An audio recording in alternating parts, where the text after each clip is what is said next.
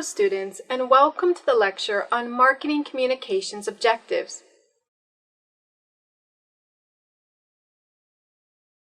After the lecture, we will be able to learn the following objectives. Explain the concept of marketing communications. Understand the communication process. Describe the channels of communication. Understand the communication models. Explain verbal and nonverbal communication. Discuss different types of business communication.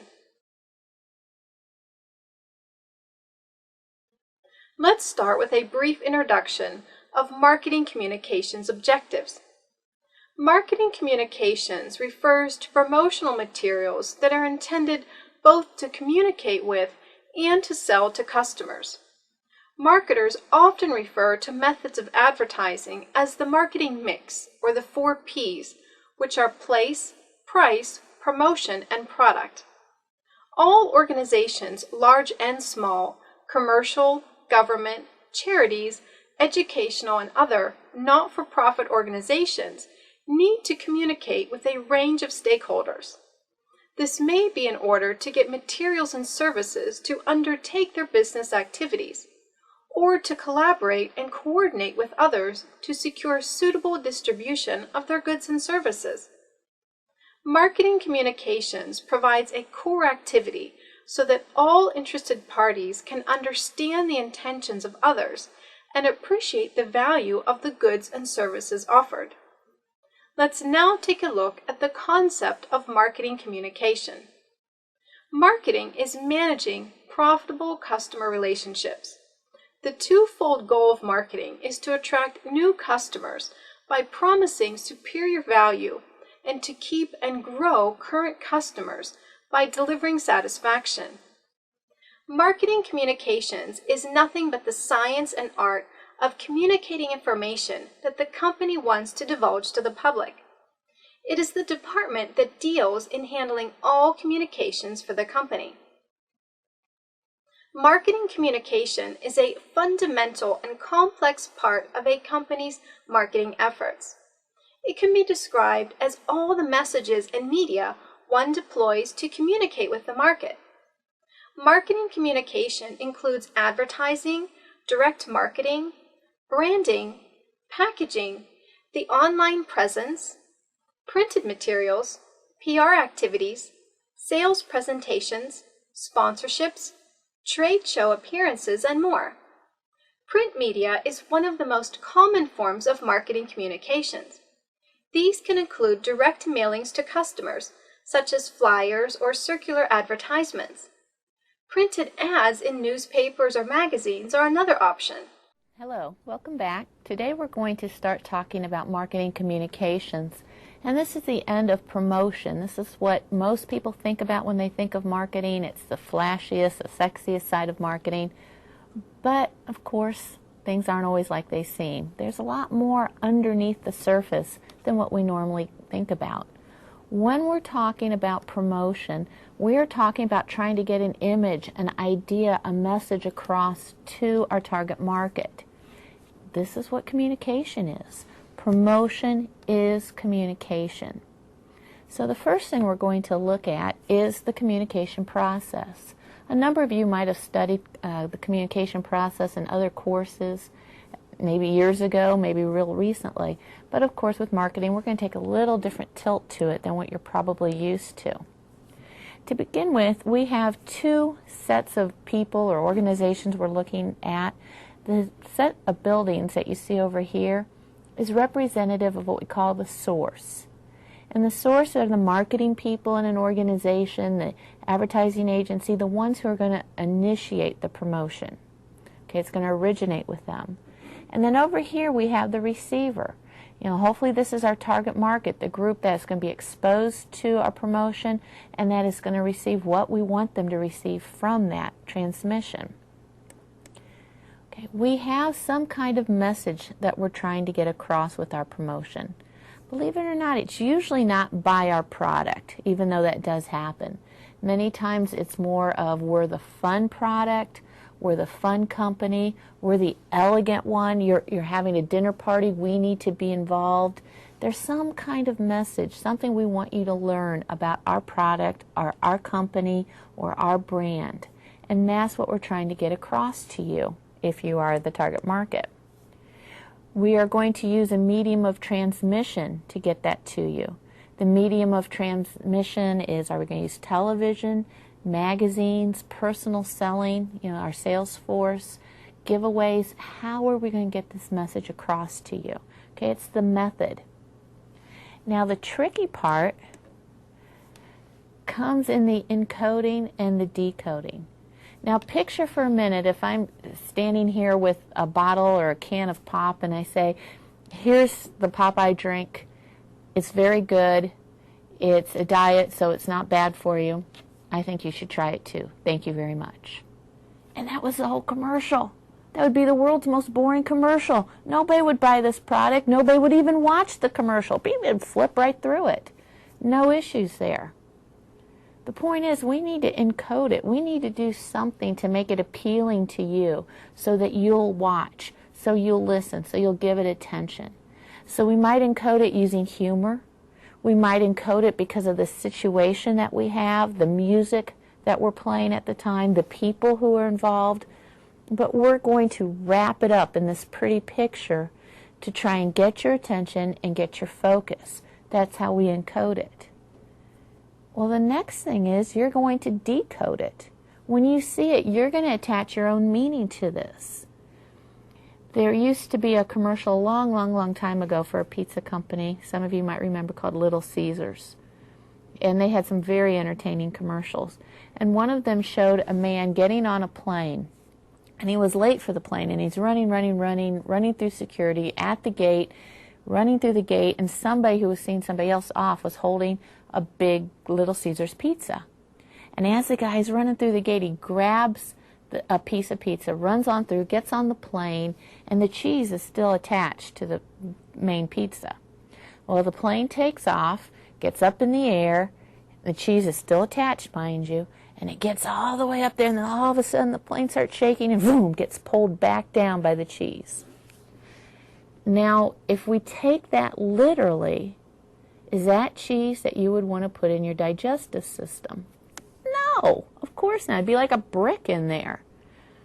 But the message that they were trying to get across is we're a fun pizza. We don't take ourselves seriously. We're not gourmet. We're fun. You're having a party, invite us along. And that's what most people attach to it. That's the meaning that they interpreted. Okay. How do we know if our message is received properly? Well, we're going to get feedback. Feedback can come from our testing, which we'll talk about more in a future segment. We'll test our messages and get people's response to it. But also, if we were trying to increase awareness of our product, did the awareness go up? If we were trying to increase sales, did the sales go up? That's the most simple feedback we get. Now, one other component to this whole communication process that we really need to be aware of is what we call noise. And noise encompasses all aspects of the communication process. And it's not just audible noise.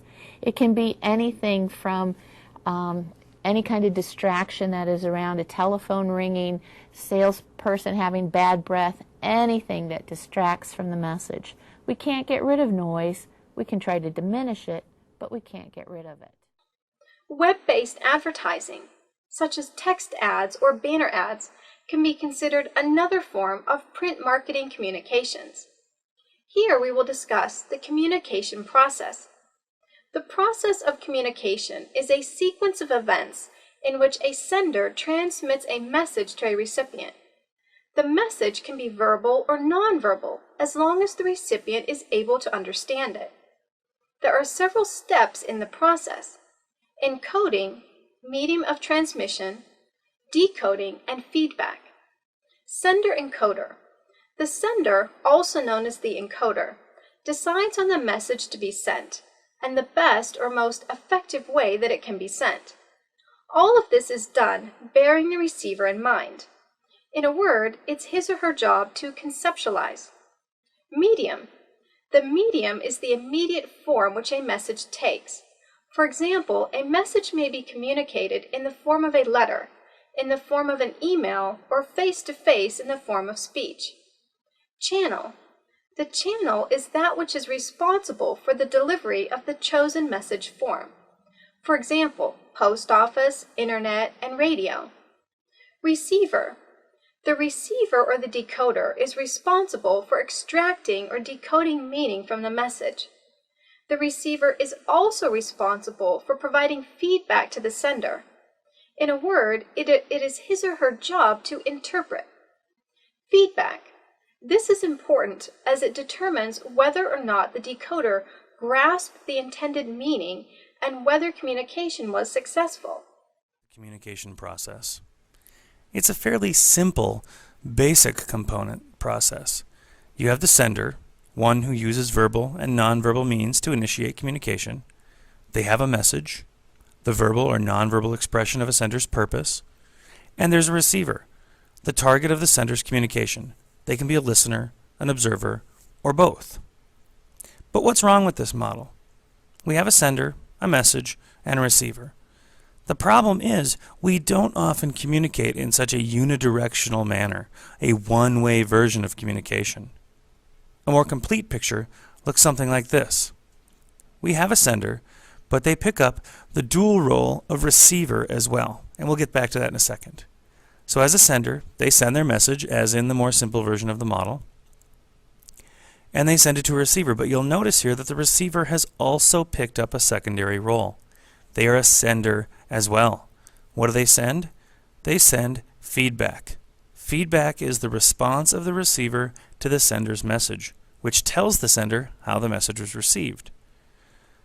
Gets back to the sender, as we said. So to illustrate this a little bit, imagine the sender receiver says hello, the message hello, to the receiver sender. Receiver sender can provide feedback, a smile, a verbal answer of hello as well, and the sender receiver knows that their original hello message was received correctly. Now it's not always that simple, and it doesn't always work as smoothly. There's more to the process. The sender needs to encode their message. The sender-receiver encodes their message, and the receiver-sender encodes their feedback. When I choose to say hello or smile, I need to encode it in such a way that it is very likely it will be received correctly. Also, though, on the receiver end, the sender-receiver and the receiver-sender as well, they need to be able to code that message correctly as well. So you may be asking, what is encoding and decoding? Encoding is the sender's selection of the means of expression. How do I shape that smile? What kind of tone do I put into my hello? Right? Those are the ways I encode. Decoding is how the receiver gives meaning to the message through their own perception. Let's now look at the channels of communication. In an organization, information flows forwards, backwards, and sideways. This information flow is referred to as communication. Communication channels refer to the way this information flows within the organization and with other organizations. Through a modem of communication, be it face-to-face conversations or an interdepartmental memo, information is transmitted from a manager to a subordinate or vice versa. An important element of the communication process is the feedback mechanism between the management and employees. In this mechanism, employees inform managers that they have understood the task at hand, while managers provide employees with comments and directions on the employee's work. Let's now understand the types of communication channels. In order to make a manager's task easier, the types of communication channels are grouped into three main groups: formal, informal, and unofficial. Formal communication channels. A formal communication channel transmits information such as the goals, policies, and procedures of an organization. In this communication channel, information flows from a manager to his subordinates, and they in turn pass on the information to the next level of staff. Information communication channels. Informal channels. This type of communication channel may disrupt the chain of command. A good manager needs to find the fine balance between the formal and the informal communication channel. Quality circles, teamwork, different training programs are outside of the chain of command, and so fall under the category of informal communication channels. Unofficial communication channels. The unofficial channel in an organization is the organization's grapevine. It is through the grapevine that rumors circulate. A good manager should be privy to information circulating in this unofficial communication channel, and they should take positive measures to prevent the flow of false information. Let's now analyze the communication models. Shannon's model. In Shannon's model, the information source typically refers to a person who then sends a message with the use of a transmitter. This transmitter could be any instrument today, from phones to computers and other devices. The signals that are sent and received can vary depending on the method of communication. Berlow's model. According to this model, for the message to be properly encoded and decoded, the communication skills of both the source and the receiver should be optimized. The communication will be at its best only if the 2 points are skilled. Berlow's model has 4 main components, and each component has its own subcomponents describing the assisting factors for each. Schramm's model. Schramm, on the other hand, emphasized in 1954 that both the sender and the receiver take turns playing the role of the encoder and the decoder when it comes to communication. These models have been followed by various other models, such as the helical model, Aristotle's models, and several other models as well. Let's now have a look at verbal and nonverbal communication. Verbal communication. Verbal communication is one way for people to communicate face-to-face. Some of the key components of verbal communication are sound, words, speaking, and language. Interpersonal speaking. Verbal communication is an essential part of business, and when it is executed correctly, good things happen. Here are a few different ideas and styles to remember when speaking to anyone in a business setting. Because speaking is such an indelible activity, we tend to do it without much thought. Speaking can be used as a tool to accomplish our objectives, but first we must break the habit of talking spontaneously without planning what we're going to say or how we're going to say it. Etiquette. To be successful in the business world, a person must use proper verbal etiquette. One important aspect of verbal etiquette is a proper introduction. Every day we encounter people in a variety of business and social situations. The way we meet and greet them creates lasting impressions and paves the way for a productive encounter. Public speaking. From the origin of time, it has been obvious that some people are just better public speakers than others. Because of this, today a good speaker can earn a living by speaking to people in a public setting. Some of the major areas of public speaking are speaking to persuade, speaking to inform, and speaking to inspire or motivate. Let's now take a look at nonverbal communication. Non-speaking, no words uttered, no noise type of communication. This is how a nonverbal communication is defined. This is normally used when one is not capable of speaking. Body language. Body language is the way the body communicates by its physical movements. When we study body language, we specifically look for inner states of emotion as expressed through different parts of the body and their physical movements. Sign language. The most basic element of communication is the sign. A sign is a symbol. A symbol is something that stands for something else. Everything in our world that we can visualize or sense has symbolic meaning and can be used in communication. Paralanguage. Another type of nonverbal communication is known as paralanguage or paralinguistic. Of all nonverbal types, it is the closest to the actual communication. Para means like, thus paralanguage literally means like language. This like language is where we use our voice in uttering words. Circumstantial language. One of the very interesting aspects of communication is that it's not the person only who communicates. Actually, everything about him and his surroundings communicates. Space. Language, proxemics. Proxemics is personal space language. Countless messages are communicated by the way people use the space around them, the way that they claim that space for themselves, or the way they share it. Surroundings. Surroundings convey status. Aspects of surrounding include room size, location, furnishing, wall decoration, floor, carpeted or bare, lighting, windows, the way one arranges objects in a work area. Time. Chronomics. The way we use our time provides a number of silent messages. Most rules about informal times are not taught and generally practiced unconsciously. Not all communication is done with words. Dogs wag their tail to show when they're happy. Cats put back their ears when they're not. People look at you to show they are listening and smile when they like you. You can tell if someone is shy, excited, or blue long before you talk to them. Why do you wave to people you know? What does putting up your hand mean in class? We use nonverbal communication every day in every conversation. We even use it when we are on the phone. Many children with special needs have trouble making eye contact, so they miss a lot of the nonverbal cues.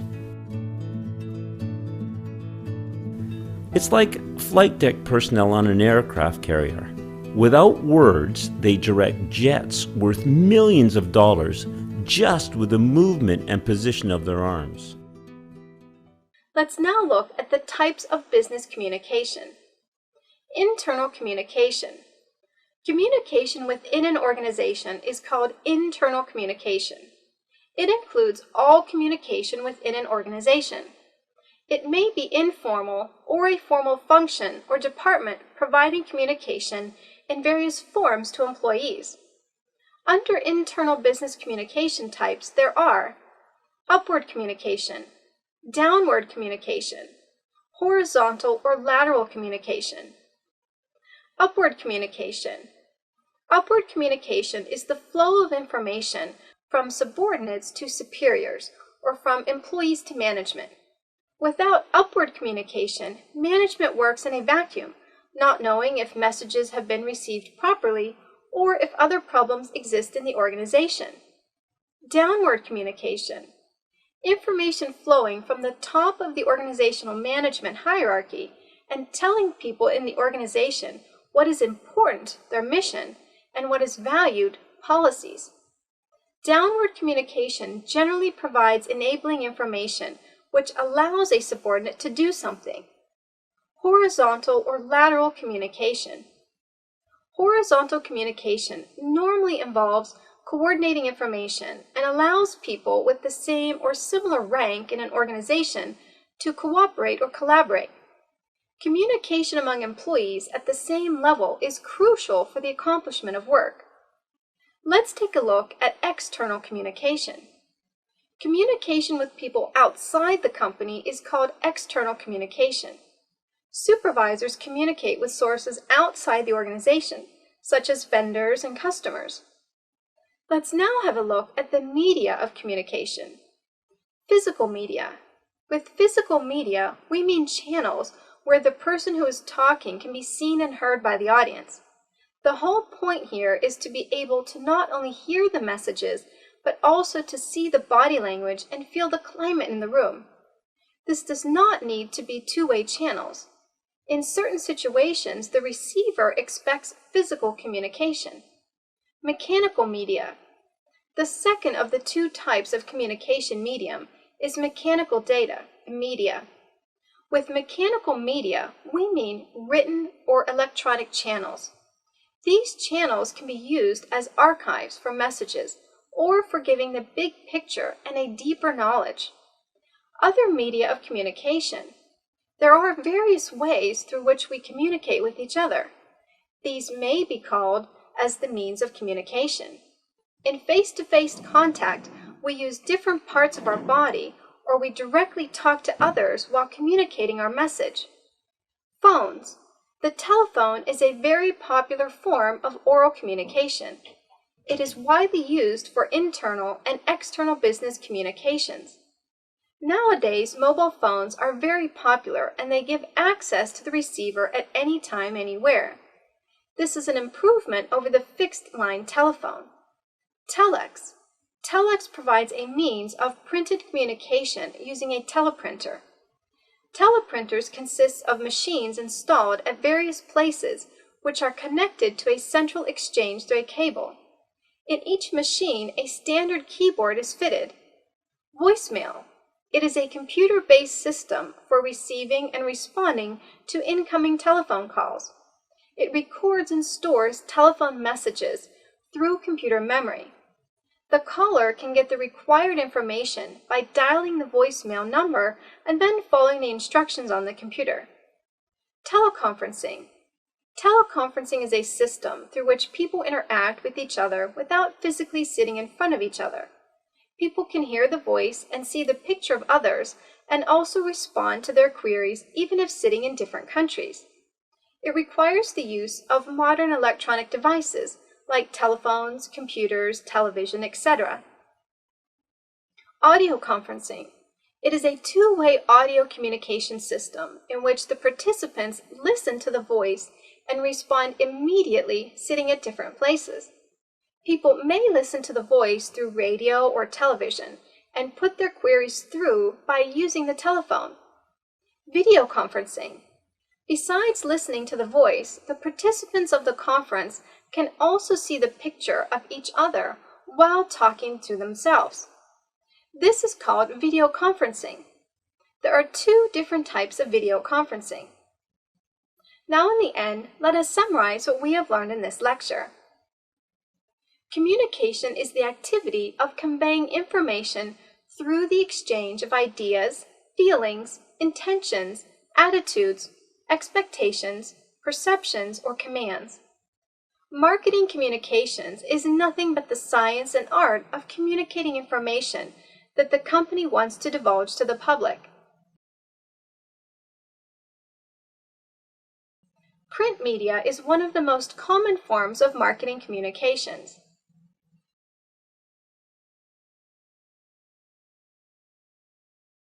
Verbal communication is one way for people to communicate face-to-face. Non-speaking, no-noise type of communication. This is how a non-verbal communication is defined. This is normally used when one is not capable of speaking. Upward communication is the flow of information from subordinates to superiors, or from employees to management.